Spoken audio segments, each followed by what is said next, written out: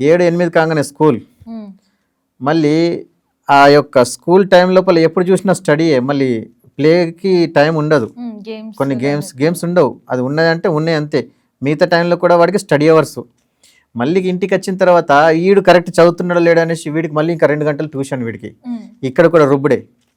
అదంతా చేసిన తర్వాత వీడు బాగా తకాయించిపోయేసి ఏదైనా తింటడా అంటే ఇది బలవంతంగా ఏమైనా అమ్మ తినిపిస్తుంది, లేకపోతే ఏదో తినకుండా మళ్ళీ పిల్లోడు పండుకుంటాడు. మళ్ళీ ఆడు రాత్రిపూట వాడికి రాసుడు, ఆ టీచర్ పెట్టిన కోపం వీడికి దాని లోపలనే ఉంటాడు వాడు. మళ్ళీ పొద్దున ఇట్లా చూసుకుంటా పోతే వీళ్ళు ఫుల్లీ 100% స్ట్రెస్ లోపలనే పెరుగుతున్నారు. ఆడపిల్లలు కానివ్వండి, మగ పిల్లలు కానివ్వండి, ఫుల్లీ స్ట్రెస్లోనే పెరిగిపోతున్నారు.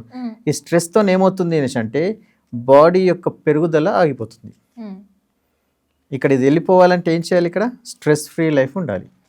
అందుకోసము చదవడానికి ఏం చెప్పిండ్రంటే అంగన్వాడీలు ఇచ్చిండ్రు, పిల్లల్ని ఆడుకోవడం ఇచ్చిండ్రు, ఆడుకునే టైంలో ఆడుకోవడం, చదువుకునే టైంలో చదువుకోవడం ఇచ్చేసిండ్రు.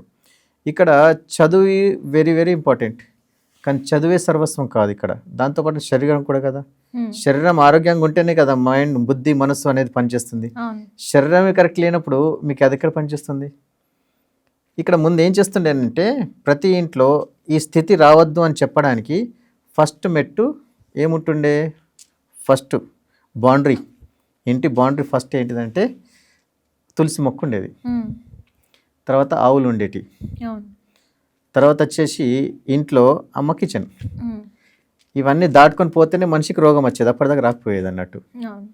అర్థమవుతుందా అండి? సో ఇప్పుడు ఆ స్థితి ఎక్కడుంది చెప్పండి? లేదు.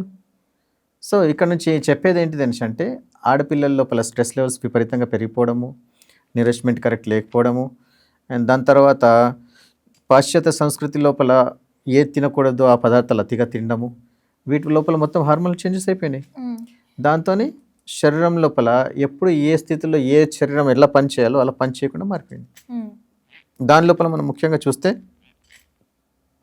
ఈ కాలంలో అమ్మాయిల లోపల పీసీఓఎస్ సమస్యలు ఎక్కువైపోయినాయి. రక్తహీనత, నిద్ర సరిగా లేకపోవడము, ఇది ఎక్కువైపోయింది. దీనివల్లనే ఈ ప్రాబ్లమ్స్.